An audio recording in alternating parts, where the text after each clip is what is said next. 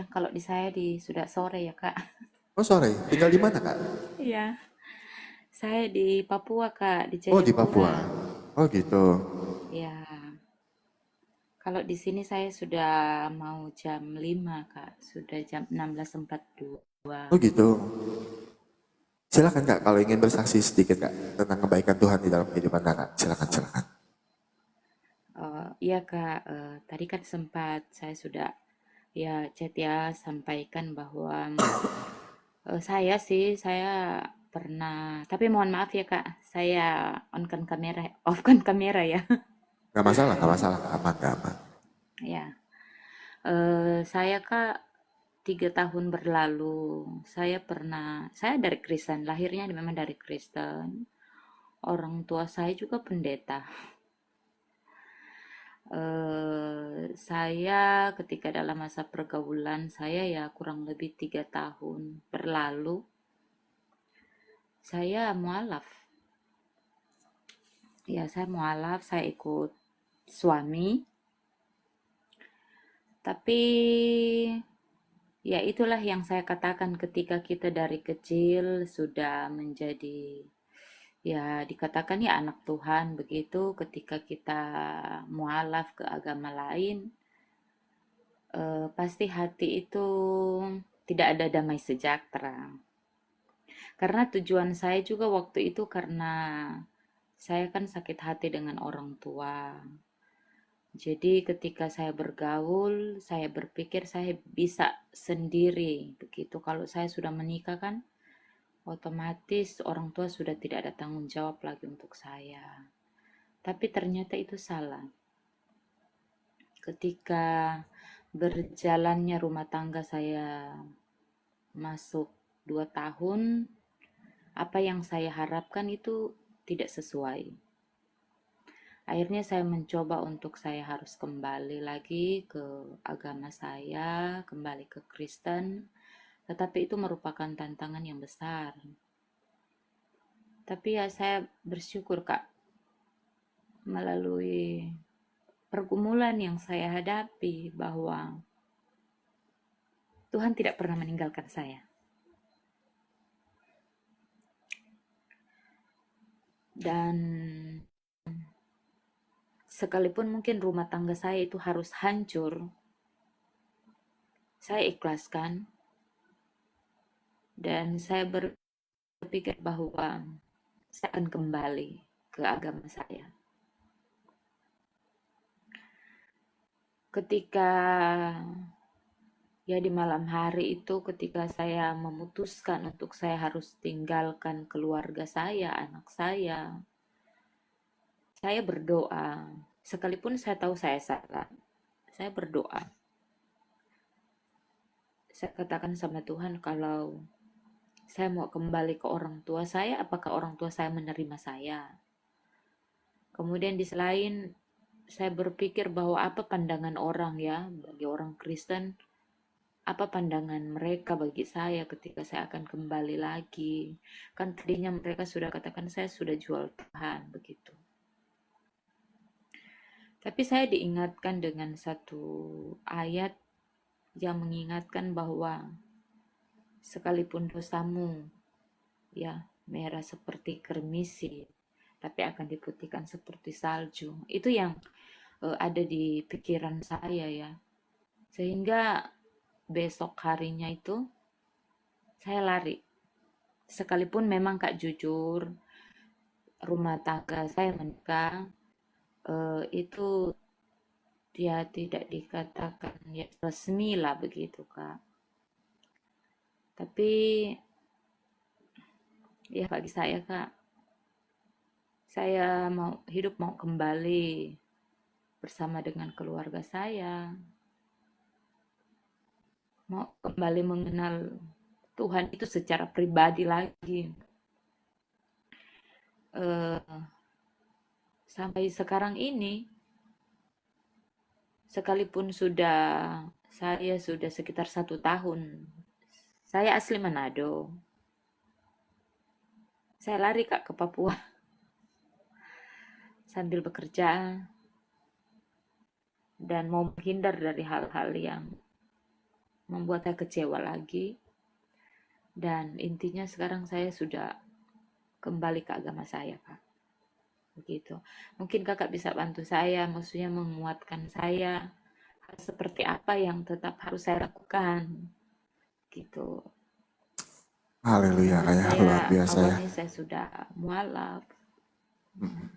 Ya, kesaksian yang sangat luar biasa, sangat memberkati sekali. Mungkin gini Kak, apa yang Kakak alami itu sama persis seperti apa yang saya alami. Saya meninggalkan Tuhan karena saya ingin menikah dengan perempuan. Tapi akhirnya pernikahan itu batal. Itu.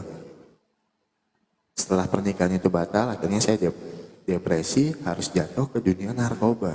Karena depresi saya itu, saya menggunakan narkoba. Tapi aku suka, yang kakak kutip tadi itu aku suka sekali. Kita pernah meninggalkan Tuhan di dalam kehidupan kita, tapi Tuhan Yesus tidak pernah sedikit pun meninggalkan kita di dalam kehidupan kita. Kita punya Tuhan yang sangat setia, kita punya Tuhan yang sangat mengasihi kita. Itu nggak akan ada di ajaran lain, nggak cuma Tuhan Yesus. Gitu. Aku sebenarnya mau tanya dulu ya sebelum Mama Kakak ya, sebelum kita sharing lagi untuk ke depan, aku mau tanya sedikit. Karena itu juga pernah aku alami di dalam kehidupan aku. Iya, Kak. Apa yang kakak rasakan, perbedaan apa yang kakak rasakan? Selama kakak masih di agama sebelah dan ketika kakak kembali lagi memilih Tuhan Yesus sebagai Tuhan dan Juru Selamat di dalam kehidupan kakak. Silakan Kak. Iya, jujur Kak, awalnya emang di hati saya itu, saya ikut, ya dikatakan suami ya Kak, saya ikut suami saya itu, saya berpikir kan jujur, secara materi, awalnya itu Kak secara materi. Kemudian ketika saya berada di agamanya, awalnya memang ya saya rasa nyaman, tetapi lama-kelamaan berjalannya mungkin hanya dalam 5 atau 6 bulan, ya, saya diajak keluarganya atau mungkin disampaikan keluarganya itu saya harus rajin sholat. Saya tidak tahu ya mau sholatnya seperti apa, hanya saya diajarkan terus, tapi memang saya ya untuk menyampaikan mengikuti bahasa Arab mereka itu memang saya tidak bisa, membaca Al-Quran pun saya tidak bisa. Tapi saya terlalu ikuti, saya rajin sholat, sekalipun dalam sholat saya itu yang masih keluar di mulut saya ini Kak, ya Tuhan, gitu, ya Tuhanku, Tuhan Yesus tolong saya, begitu. Dan saya merasa ketika saya ada di agama sebelah, eh, rasa hati ini biasanya kan Kak, ketika kita ada masalah, ketika saya di agama Kristen dulunya, ya ketika saya hancur hati saya datang berdoa kepada Tuhan, usai berdoa pasti saya langsung merasa lega, ya. Ketika saya di agama, ya maaf, saya di agama Muslim, ketika hatiku hancur, saya usai berdoa pun saya tidak merasakan sesuatu, begitu. Tidak ada, ya dikatakan damai itu tidak ada bagi saya. Jadi itu hanya sifat sekedar saja Kak, seperti itu. Dan saya merasa berbeda dengan yang agama saya yang sebenarnya. Ya. Gitu Kak. Betul yang kakak sampaikan itu sangat sama persis sama apa yang saya rasakan kurang lebih 3 tahun saya meninggalkan Tuhan Yesus. Yang pertama, tidak ada damai sejahtera di dalam kehidupan saya. Itu tidak pernah saya rasakan damai sejahtera itu di dalam kehidupan saya. Bahkan kalau kata orang tuh saya harus ada di titik terendah penggunaan narkoba itu. Gitu. Kalau saya tuh punya pikiran gini kayak mungkin sama kakak ya. Tuhan Yesus mengizinkan hal itu terjadi di dalam kehidupan kita.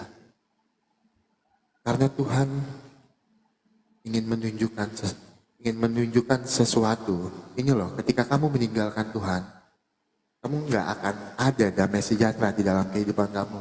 Tapi walaupun kamu meninggalkan saya, tapi saya tidak pernah meninggalkan kamu sedikit pun.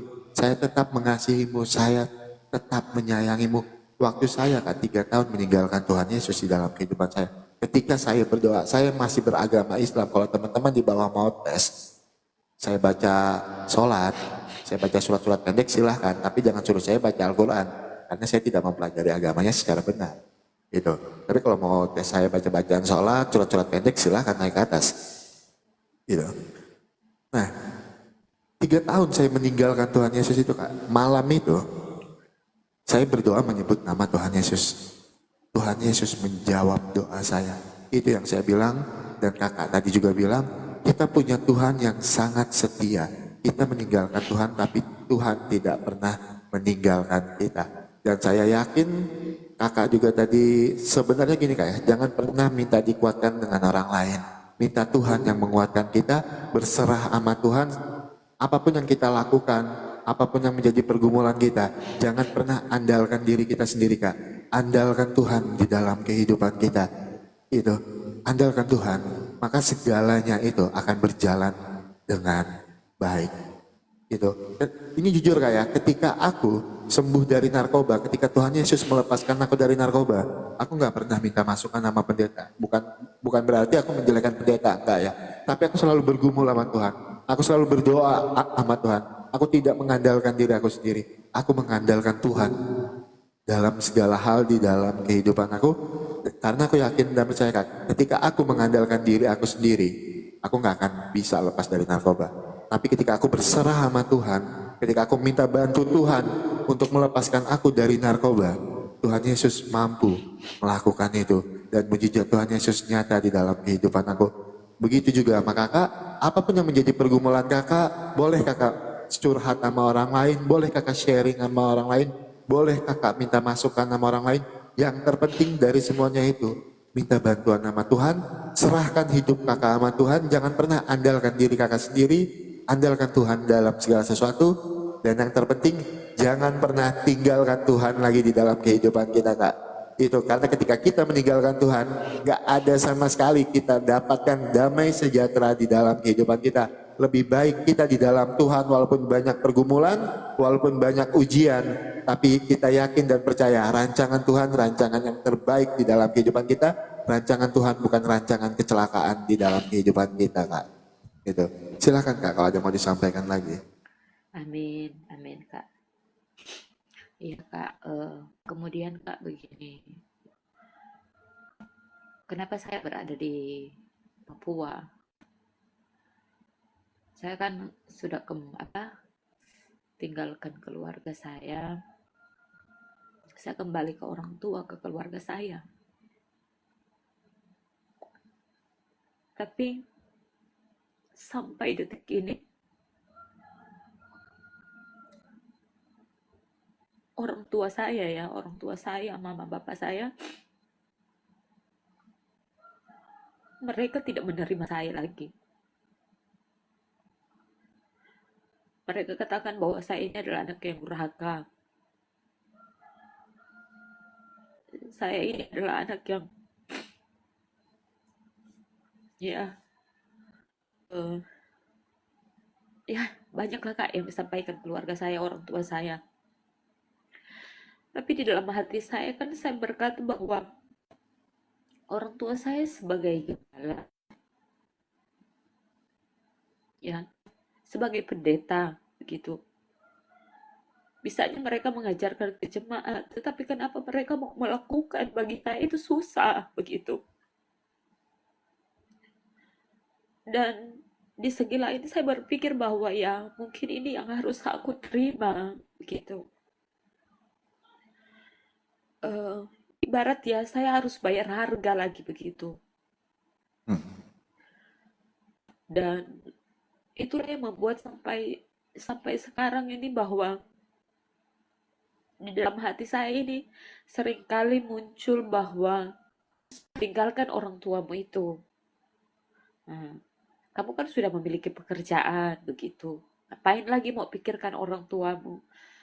Tapi di segi lain juga saya berpikir bahwa ya saya harus bayar harga seperti ini. Dan saya tahu bahwa satu saat pada orang tua saya, mereka juga akan ya memaafkan saya, mau menerima saya kembali sebagai anak. Cuma itu Kak, seringkali itu ketika saya berpikir begitu, tapi ada juga pikiran lain yang maksud menghasut bagi saya juga. Ya, betul. Sehingga ada keluarga saya juga yang lain, ya mereka katakan bahwa ya sudah, kamu sibuk saja kerja sendiri, kamu kan sudah punya pekerjaan, gak usah lagi mikir orang tua, carilah nafkahmu Mm-mm, sendiri. Seperti mm-mm. itu. Ya, jadi Ya, ibarat Kak jujur di segi lain, ya saya merasa hancur. Kenapa orang tua saya seperti ini? Kemudian di segi lain kan ketika saya sering ke gereja, saya minta didoakan. Saya katakan bahwa katanya kan Tuhan itu pemaaf, pengampun. Tapi kenapa saya sendiri ini keluarga saya sampai sekarang ini menolak saya, tidak lagi mau menerima saya begitu. oke. Ini gini Kak, Seringkali jujur kalau mm-mm. ketika saya sendiri itu saya sering mau menyalahkan Tuhan begitu Kak. Yes, betul. Gitu. Ya Kak bagaimana? Nah, kalau boleh tahu yang menyebabkan keluarga kakak menolak kakak karena kakak meninggalkan Tuhan tadi ya? Gitu. Iya begitu Kak. Karena saya ya Oh gitu. kan itu Kayak gini kak dilarang, ya? tidak diizinkan, tidak direstui orang tua, ya kan. Yes, betul. Ah, kalau menurut aku gini ya, karena aku akan ngebagi kesaksian aku itu supaya menjadi ini juga buat kakak ya, bukan berarti aku ngerasa so hebat dibandingin kakak. Enggak, gitu. Dulu orang tua aku tuh nolak aku, Iya gitu. iya. Waktu aku masuk penjara pun mereka nggak mau terima aku. Itu bahkan waktu mereka bantu itu pun, habis itu masih ada ketakutan-ketakutan di dalam diri mereka. Karena banyak hal yang aku lakukan. Bahkan aku jadi penipu media sosial itu di tahun 2020, muka aku diposting di mana-mana kan. Tapi aku yakin dan percaya kak, ketika kita menunjukkan perubahan ketika kita hidup lebih baik lagi, dan kita minta bantu Tuhan untuk mengetuk hati orang tua kakak, aku yakin dan percaya kak, suatu saat orang tua kakak akan menerima kakak kembali, dan kakak yakin Tuhan nggak jawab doa kita. Misalnya ini kita berdoa hari ini terus Tuhan jawab doa kita hari ini juga enggak, minggu depan enggak. Tuhan akan jawab doa kita di waktu yang tepat.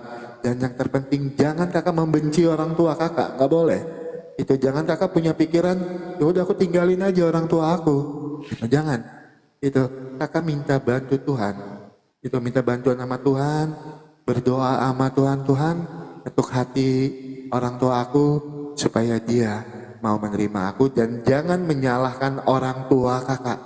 Itu nggak boleh kak. Orang tua itu marah karena ada alasan yang mengecewakan hatinya. Nggak boleh kita sebagai anak menyalahkan orang tua. Kita tetap memaafkan, kita tetap mengampuni. Kayak aku minta tolong sama mama waktu itu, mah bisa bantu aku nggak mah? Aku ketangkap. Nggak bisa deh. Itu udah kesalahan kamu, itu perbuatan kamu. Aku nggak menyalahkan. Aku balik lagi. Oh iya, aku pernah mengecewakan orang tua aku. Wajar kalau orang tua aku nggak mau bantu aku. Mungkin orang tua aku kecewa sama aku. Tapi aku minta bantu Tuhan. Malamnya aku berdoa sama Tuhan. Tuhan, aku minta Tuhan ketuk hati keluarga aku. Aku minta Tuhan ketuk hati mama aku. Supaya dia mau bantu aku. Puji Tuhan, besoknya keluarga aku datang, ngurus aku, bantu aku. Itu luar biasa. Kalau kita benar-benar berserah penuh sama Tuhan. Itu kalau yang masalah pendeta tadi kak ya, kita nggak bisa pungkirin juga itu banyak terjadi ya. Iya iya Kak. Kadang cuman tidak semua pendeta ya, ini sebagian, segelintir gitu kan. Itu banyak pendeta itu yang kalau khotbah di dalam gereja hebat, tapi di dalam kehidupan keluarganya dia tidak bisa memberikan contoh. Itu juga yang saya selalu bilang sama teman-teman yang nonton live saya. Saya kalau disuruh khotbah tentang Alkitab ini saya nggak bisa kak. Saya jago. Saya sedang dalam tahap mempelajari Alkitab itu. Saya nggak jago. Tapi yang saya yakin Alkitab ini bukan sekedar cuma untuk dihafal, bukan sekedar untuk dibaca. Gimana caranya Alkitab ini hidup di dalam diri kita? Itu supaya kita bisa menjadi contoh buat orang-orang di sekitar kita. Karena percuma kita hafal Alkitab, kita jago khotbah, kita jago tentang sejarah kekristenan, kita jago tentang apapun itu di dalam kekristenan, tapi kalau hidup kita tidak menjadi contoh untuk orang-orang di sekitar kita, narasi kita tidak menjadi contoh untuk orang-orang yang mendengarkan omongan kita, semua itu akan percuma menurut aku, Kak. Karena firman Tuhan dipelajari supaya kita hidup seturut dan sekehendak dengan firman Tuhan. Tapi bukan berarti kita tidak membaca Alkitab, kita tidak mempelajari tentang firman Tuhan. Kita wajib mempelajarinya. Kita wajib baca Alkitab tiap hari, kita luangkan waktu kita sedikit untuk merenungkan firman Tuhan. Tapi yang terpenting dari semuanya itu, gimana firman Tuhan yang hidup ini hidup juga di dalam diri kita, gimana kita menjadi contoh dan berkat buat orang-orang di sekitar kita. Seperti yang Kak Apni bilang, sekarang orang tua Kak Apni belum mau menerima kakak, tapi aku yakin dan percaya kalau kakak sudah menunjukkan perubahan kakak, dan kakak mengampuni orang tua kakak, dan kakak benar-benar tulus meminta maaf dengan semua kesalahan kakak sama orang tua kakak, dan kakak yang terpenting lagi berdoa sama Tuhan minta bantu. Aku yakin Tuhan jawab doa kakak di waktu yang tepat, dan keluarga kakak pasti mau menerima kakak. Aku yakin itu, Kak. Aku pernah mengalami itu. Amin. Silakan, Kak, silakan.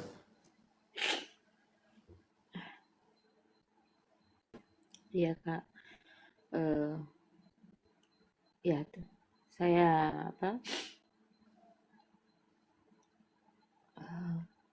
Saya percaya bahwa ketika saya sudah kembali ke agama saya ini, saya berusaha untuk saya kembali mau membuka hati saya untuk Tuhan, dan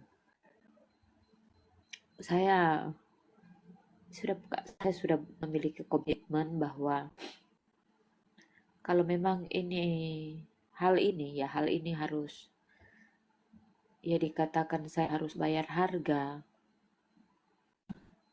agar supaya juga orang tua saya bisa mau menerima kembali. Ya saya sudah siap. Cuman itu, Kak, seringkali ya, di pemikiran saya ya seringkali timbul itu, Kak. Oh gitu. Itu bisikan iblis itu, Kak. Jangan diikutin. Kalau misalnya ada pikiran itu, gitu, Kak. enggak.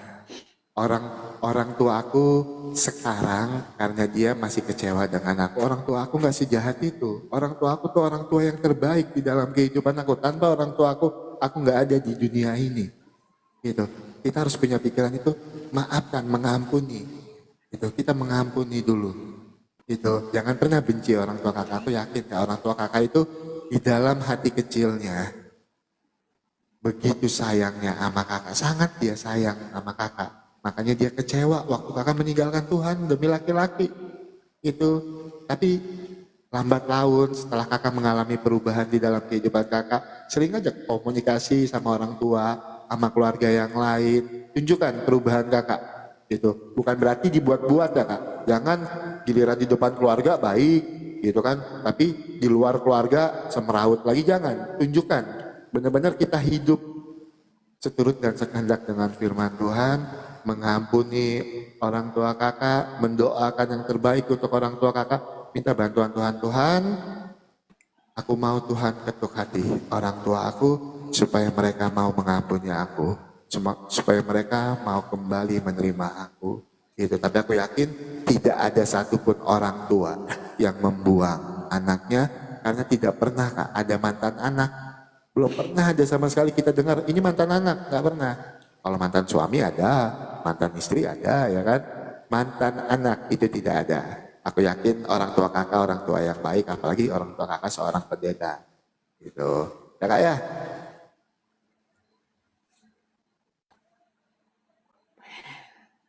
Ya, baik. Jangan sedih lagi. Nanti setelah ini kakak harus kuat. Kakak harus kuat. Kakak bawa dalam doa. Kakak harus berubah pola pikir kakak. Kalau misalnya ada berpikiran aku sekarang nggak mau mikirin orang tua aku lagi, aku nggak mau peduli sama orang, jangan. Kalau udah ada pikiran seperti itu, bawa berdoa, baca Alkitab, nanti hati kakak akan tenang. Aku yakin, Kak. Itu bukan berarti aku udah suci ya hidup aku ya, bukan berarti aku tidak pernah berbuat kesalahan di dalam kehidupan aku. Masih banyak sekali kesalahan di dalam kehidupan aku, tapi tiap hari aku selalu memperbaiki dikit demi sedikit. demi sedikit aku selalu memperbaiki dalam kehidupan aku itu. Tapi yang terpenting itu benar apa yang Mam Sky bilang, mindset itu kita rubah dulu. Itu. Jangan ada kebencian, jangan ada kepahitan dulu di dalam hati kita, Kak. Bersihkan dulu hati kita. Itu. Orang mau bilang kita seperti apa, silahkan. Gitu. Dulu Kak, pertama kali aku kesaksian di Facebook, aku itu dibilang orang seperti apa. Woi, luar biasa Kak. Gitu. Tapi aku nggak pernah mau pikirin, aku nggak pernah mau pusingin, dan aku nggak nggak menjadikan itu kepahitan di dalam hati aku. Aku buktikan luar biasa Kak. Itu berkat kebaikan Tuhan di dalam kehidupan aku, sampai sekarang aku berani saksian di TikTok, akhirnya di Instagram juga. Itu semua itu berkat kebaikan Tuhan. Dan yang terpenting Kak, aku ini dulu sampah masyarakat. Gitu. Aku ini dulu nggak ada artinya, tapi Tuhan mau pakai melalui semua proses di dalam kehidupan aku. Tuhan mau pakai aku menjadi saksi Tuhan untuk teman-teman aku yang masih menggunakan narkoba, supaya mereka lepas dari dunia narkoba. Dan aku yakin itu terjadi sama kakak. Kakak dipakai Tuhan untuk menjadi saksi Tuhan di dalam kehidupan kakak. Amin. Jangan pernah meninggalkan Tuhan, karena laki-laki walaupun hidungnya mancung, ganteng, apa segala macam, jangan pernah tinggalkan Tuhan. Karena terang dan gelap itu nggak akan mungkin bisa bersatu. Itu walaupun ada, tapi kebanyakan nggak ada yang bisa bersatu. Itu ya Kak ya. Semangat terus Kak, Tuhan Yesus memberkati. Itu. Silakan Kak, kalau masih ada mau disampaikan silakan. Iya, terima kasih Kak. Tidak ada lagi Kak, saya cuma sampaikan terima kasih sudah berikan saya kesempatan berbagi, dan hati saya lega Kak. Jujur hati Yes. saya lega. Memang sampai detik ini ya setahun lah Kak, sudah setahun saya sudah berada merantau di tanah Papua, tinggalkan orang